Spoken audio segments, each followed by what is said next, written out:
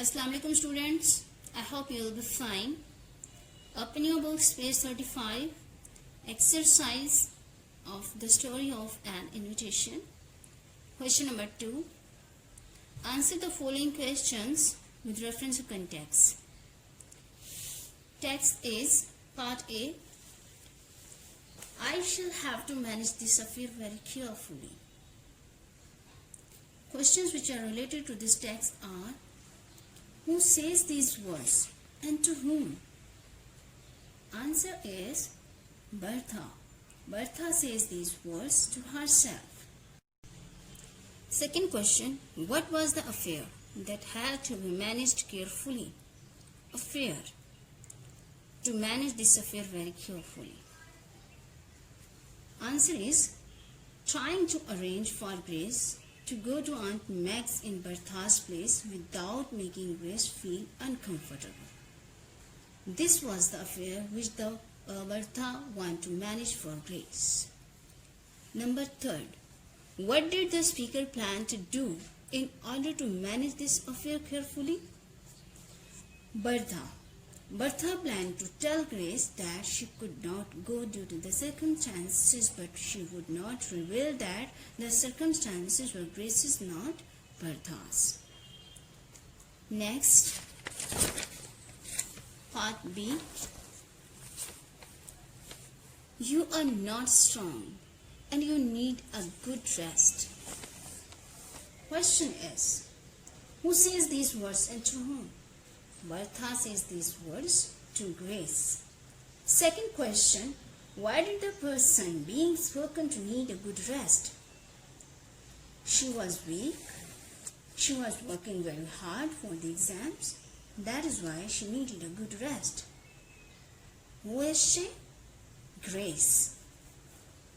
Third, what had this person been planning to do during the holidays? She had been planning to work at Clarkman's bookstore. Who is she? She is also Grace. Part C. Don't think me ungrateful. Question is, who says these words, how, and to whom? Bertha says these words in a letter to Aunt Meg.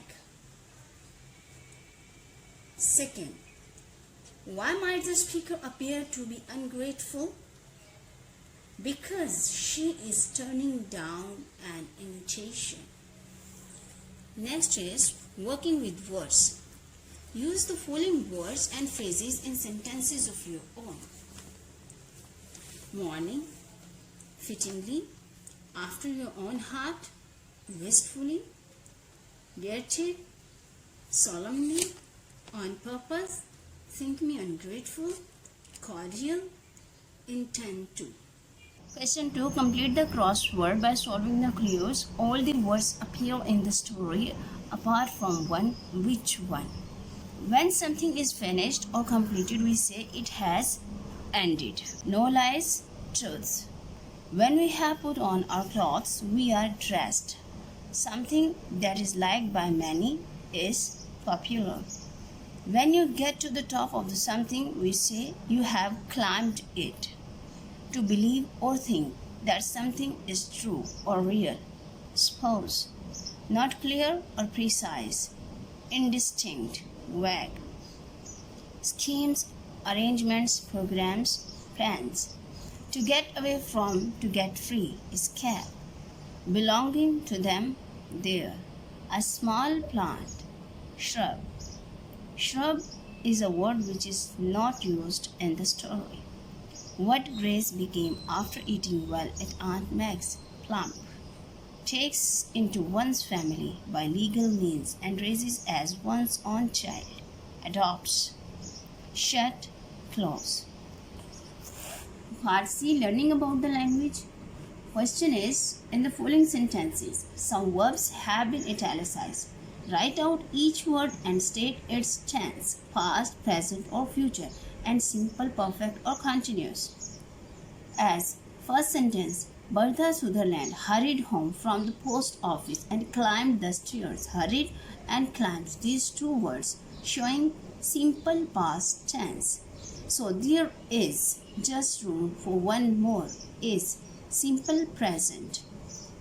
See, there never was such a dear, sweet, jolly auntie in the world. Was simple past. Bertha and Grace were sharing a room, were sharing past continuous. She was studying her friend's face, was studying past continuous. I will do it, will do, simple future. She has grown, Tom and Rosie has grown, present perfect. Solution of part A and B has been attached to your diary, and this question you are to solve from here.